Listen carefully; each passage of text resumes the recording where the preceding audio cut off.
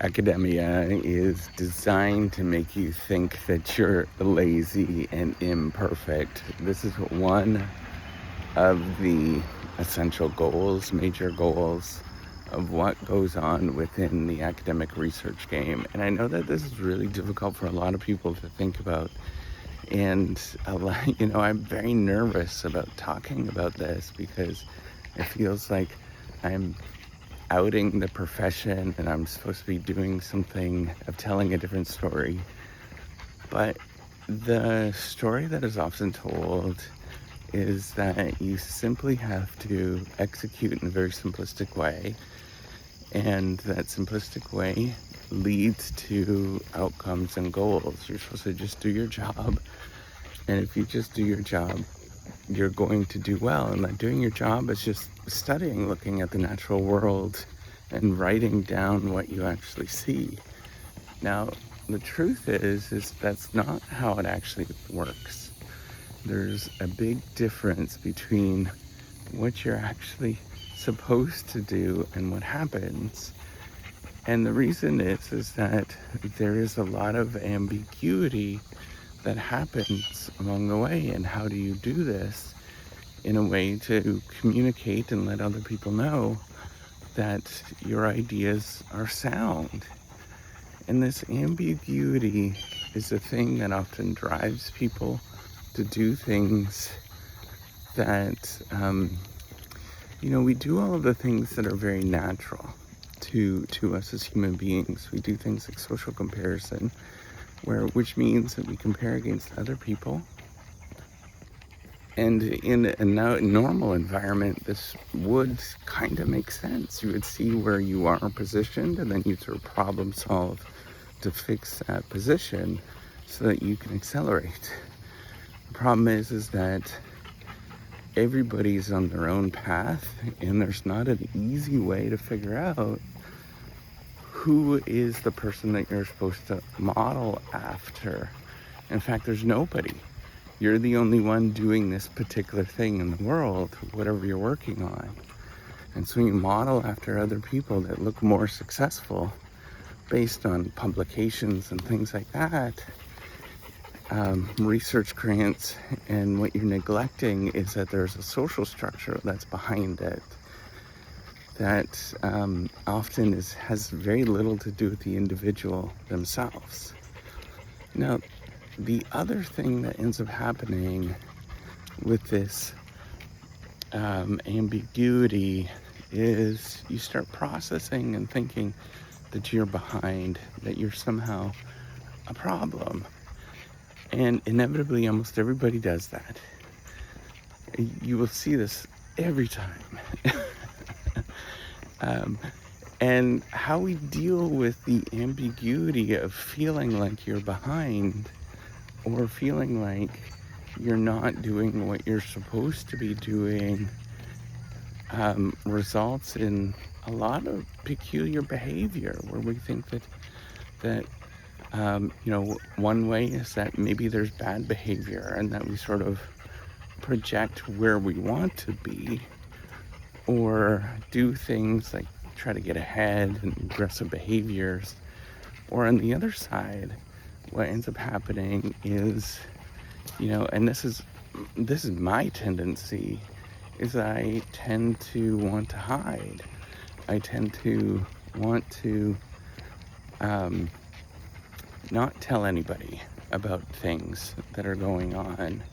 And this is probably actually more typical. You'll see people do that all of the time, in that they don't want to address the issue, and so they have a tendency to hide from particular issues.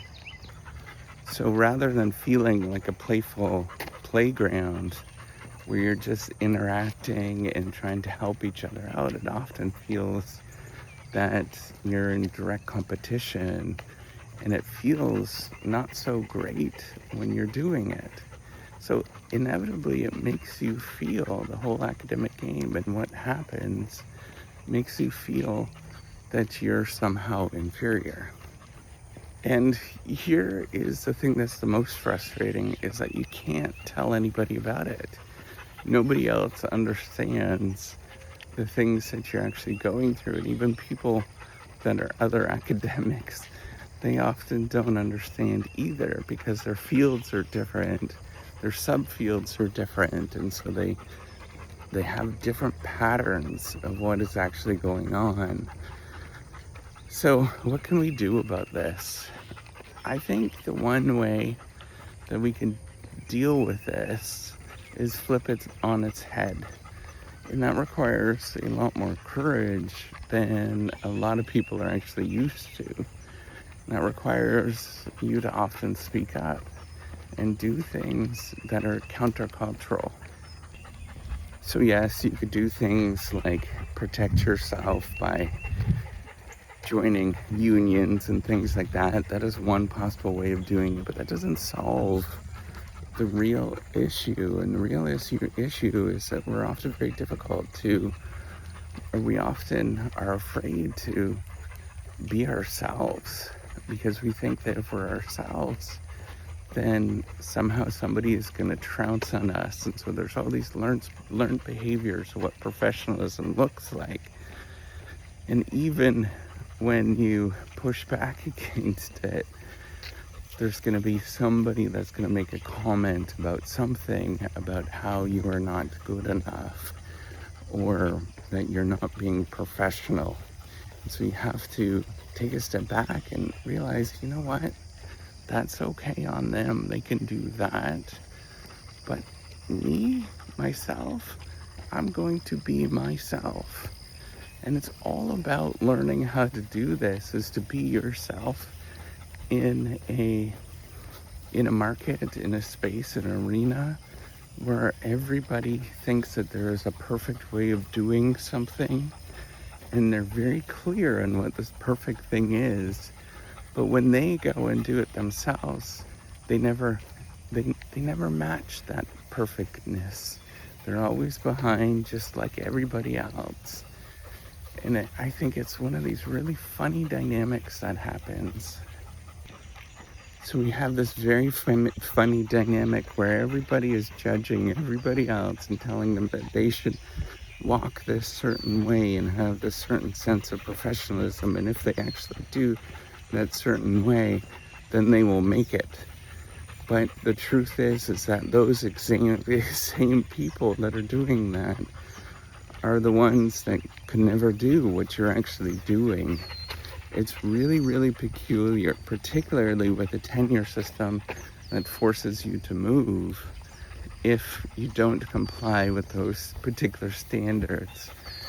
You know, it's one of these things I almost always look at it and I say, you know, those people couldn't actually do what you're doing, and yet they're the ones that often judge about what you're actually doing.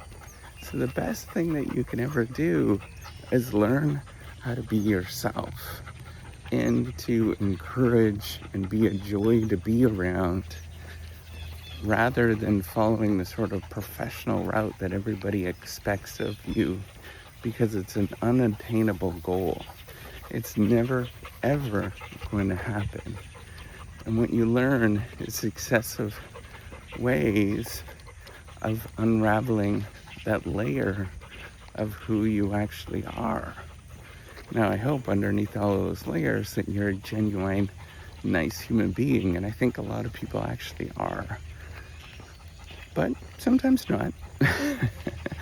So it's the goal is to simply just be kind, generous, and thoughtful.